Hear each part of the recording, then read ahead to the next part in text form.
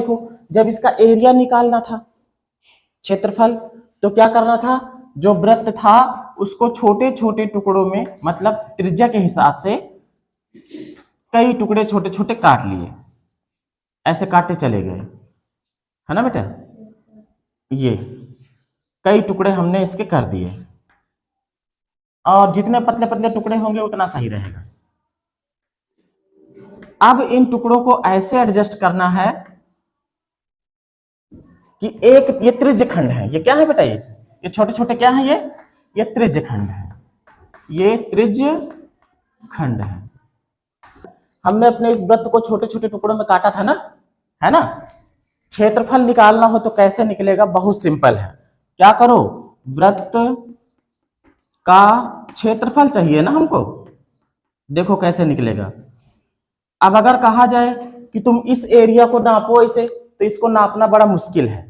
क्या करे थे हम लोग, वृत्त को छोटे छोटे टुकड़ों में, देखो उसकी त्रिज्या, ये छोटे छोटे त्रिज्यखंड बना लिए, है ना, और छोटे छोटे हो जाए तो ज्यादा अच्छा। फिर इन त्रिज्यखंडों को व्यवस्थित कैसे करना है, आधे ऊपर वाले त्रिज्यखंड को और नीचे वाले त्रिज्यखंड को, एक त्रिज्यखंड सीधा लगाओ, मतलब ऐसे एक की नोक ऊपर को रखो, दूसरे की नोक नीचे को, ऐसे ही मिलेगा ना कुछ शेप। इधर भी मान लो लगा है, फिर इधर से,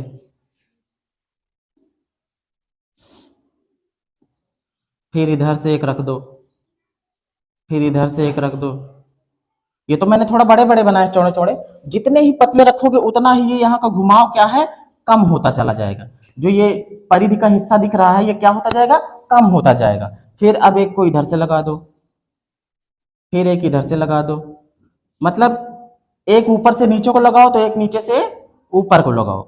ऐसा जब आप करते जाओगे तो आप देखोगे कि एक ऐसी आकृति मिल रही है कि जैसे अगर इसको हम पतला पतला काटे होते तो बिल्कुल सीधा सीधा दिखता ना, ऐसे ऐसे दिखता ना, नीचे भी ऐसे ऐसे ही दिखता, इस तरीके से।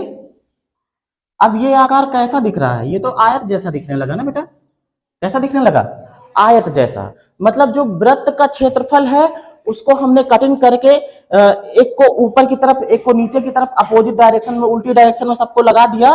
तो लगाने के बाद आयत के जैसा शेप बन गया।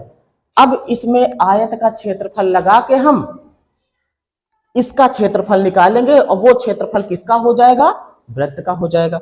अभी अभी हमने देखो ये परिधि निकाली थी ना, परिधि कितनी है, 2πr। मतलब ये जो पूरी बाउंड्री है, इस पूरी बाउंड्री की लंबाई कितनी है, 2πr है।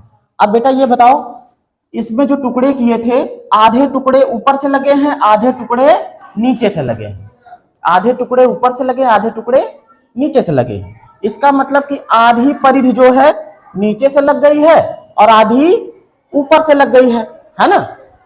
अब इसका मतलब क्या हो गया कि आधी ऊपर से लगी है। कुल ये लंबाई कितनी थी, 2πr। 2πr में देखा जाए तो πr कितने हैं, πr प्लस πr, 2πr, इनको जोड़ोगे तो 2πr हो जाएगा ना। मतलब कि आधे टुकड़े ऊपर से लग गए, आधे लग गए नीचे से। इसका मतलब ये लंबाई कितनी है, πr, और ऊपर भी ये कितनी है, πr। अच्छा बेटा ये बताओ, ये जो थी जहां से हमने टुकड़े लिए थे, ये सब त्रिज्याएं ही तो थी ना, तो वो त्रिज्याएं यहाँ पे लगी है ना आके, ये सब त्रिज्याएं है ना। मतलब ये कितना है, ये भी r है और ये भी r है कि नहीं। अब देखो, अब अगर हमको क्षेत्रफल चाहिए किसका, वृत्त का, लेकिन वृत्त को हमने कन्वर्ट कर लिया किसमें, आयत के रूप में। अब आयत वाला फार्मूला लगा के हम वृत्त का क्षेत्रफल निकाल लेंगे। आयत का क्षेत्रफल हमने बना दिया इसको कैसा, आयत। तो आयत का क्षेत्रफल, आयत का क्षेत्रफल होता है लंबाई गुणे चौड़ाई, लंबाई गुणे चौड़ाई होता है ना, लंबाई गुणे चौड़ाई। लंबाई कितनी है बेटा, ये πr, और चौड़ाई कितनी है, r। गुणा करोगे, r और r का गुणा होगा तो r² हो जाएगा, है ना, मतलब πr²। तो वृत्त का क्षेत्रफल आयत के क्षेत्रफल की मदद से निकल आया है। वृत्त का क्षेत्रफल कितना निकला बेटा, पाई आर स्क्वायर। ये याद करने में दिक्कत हो तो आप ऐसे भी याद कर सकते हो, 22/7 गुणे आर क्या है, त्रिज्या है ना, त्रिज्या का वर्ग, त्रिज्या का वर्ग। ठीक है, तो आज हमने जो वृत्त के त्रिज्यखंड थे वो केंद्र पर कैसे कोण बनाते हैं वो जान लिया है। अगली वीडियो में हम लोग जानेंगे कि जो सर्किल थ्योरम है, मतलब जो वृत्त का व्यास होता है वो परिधि पर किस तरीके का कोण बनाता है, उसको जानेंगे। ठीक है।